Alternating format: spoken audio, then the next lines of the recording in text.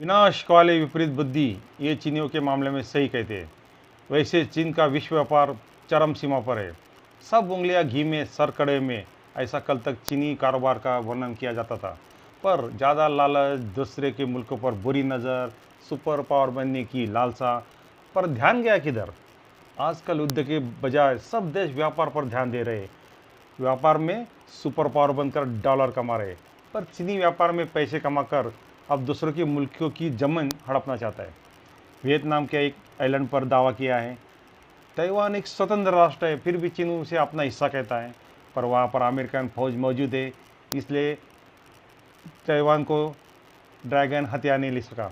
America की उपस्थिति उसे खटकती है। और आजकल तो एशिया में भी चीन पाँव पसार रहा है। चीन का जमावड़ा एशियन देशों को भयभीत करता है। पाकिस्तान, श्रीलंका, नेपाल को छोड़कर Malaysia, Philippines, Indonesia, Thailand, Singapore, Myanmar सभी देश चीन के खौफ में हैं।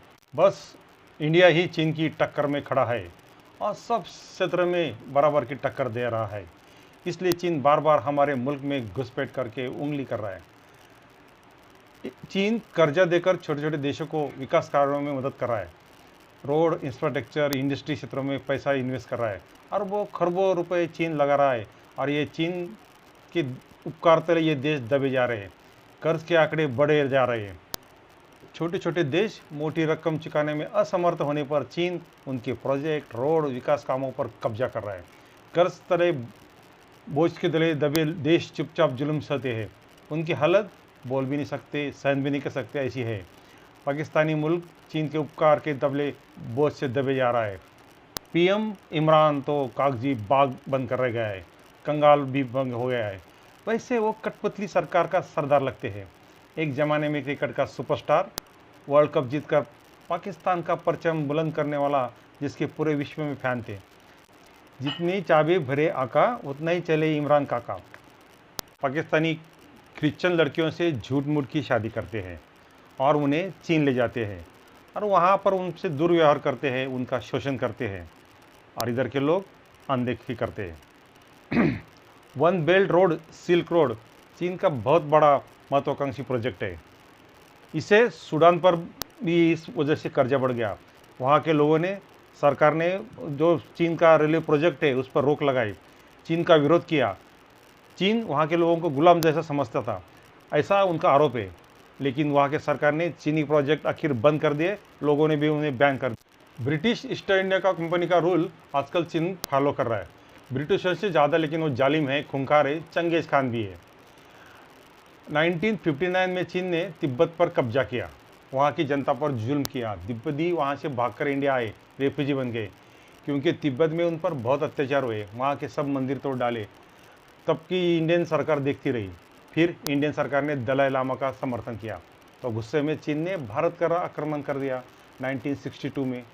हिंदी चीनी भाई भाई के नारे लगाने वाले हमारे नेता मशगूल रहे, मगन रहे और चीन ने सरहद पर आक्रमण कर दिया। आंखें खुली पर ड्रैगन साई चीन का खेत निकल गया। लेकिन उस वक्त हमारे फौजी जवानों ने डटकर उनका मुकाबला किया। हमारे फौजियों के पास पुराने राइफलें थी, गोलियां कम थी, खाने को कम था, पर हौसला और बाजू में दम था। हमारे बहादुर फौजियों ने चीनियों का सामना किया तो चीनी दंग रह गए। एक एक फौजी ने 10-10 चीनियों को मार गिराया। गोलियां खत्म हुई तो राइफल को संगीन लगाकर उन्होंने जो तांडव किया, हमारे फौजियों ने जो लड़त दी, उससे चीनी परास्त हुए। हमने सामने की लड़ाई में हमारे सैनिकों ने जो वीरता का करिश्मा दिखाया, उससे चीनी दंग रह गए। एक भी चौकी चीनी सरलता से आसानी से जीत नहीं पाए, उन्हें बहुत हानि पहुंचाई गई। चीनी संख्या में बहुत ज़्यादा थे, हमारे पास साधन भी कम थे, फिर भी हमारे फौजी बहुत वीरता से लड़े। तब एयरफोर्स को क्यों यूज़ नहीं किया गया?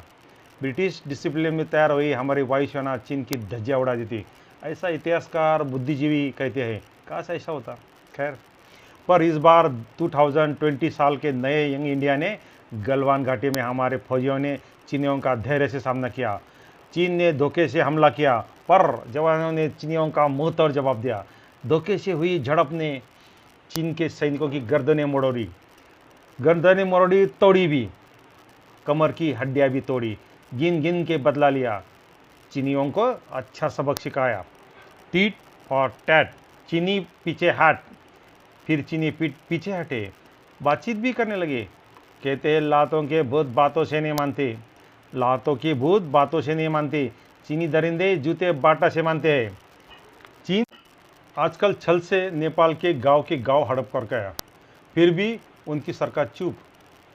इंडिया के बॉर्डर पर गोलीबारी से पहरा बढ़ा दिया तो नेपाल में महंगाई बढ़ गई। हाय महंगाई बढ़ गई। महंगाई से झुलसी नेपाली पुराने दोस्त इंडिया को पुकारने लगे। हम में जागते रहो कहने वाले के नेता सो गए चीनी प्यार में। नेपाली जनता आई रोड पर, पीठ में चीनी खंजर, पेट में भूख, नज़र में सरकार की चूक, घर में घुस रहा चीनी रुक, दोस्त चीनी के आगे मत झुक। हमारी दोस्ती असली चीनियों से निराली, हमारी दोस्ती असली चीनियों से निराली, कब समझेंगे श्रीलंका, देश बंगाली और नेपाली। जय हिंद, जय भारत। दोस्तों, चीन के वजह से पूरे विश्व को आजकल तकलीफ हो रही है, सब तरफ युद्ध का खौफ है। और मैं देख रहा हूँ आजकल कुछ लोग हमारे देश में जो घुसपैठ हुई उसकी वजह से हमारे फौजियों ने उनसे मुकाबला किया, चीनियों से मुकाबला किया, उसमें कुछ हमारे फौजी जवान शहीद हुए। उनके बारे में कुछ लोग सवाल पूछते हैं, तो हमें ऐसा नहीं करना चाहिए। उनका हौसला बढ़ाने के लिए, अन्य फौजियों का हौसला बढ़ाने के लिए हमें उन्हें इनकरेज करना चाहिए और उन्हें उनका हिम्मत बढ़ाने की कोशिश करनी चाहिए। इतना मैं आपसे विनती करता हूँ। जय हिंद, जय भारत। अगर आपको ये वीडियो पसंद आया तो इसे शेयर कीजिए, लाइक कीजिए और सब्सक्राइब कीजिए। धन्यवाद। जय भारत।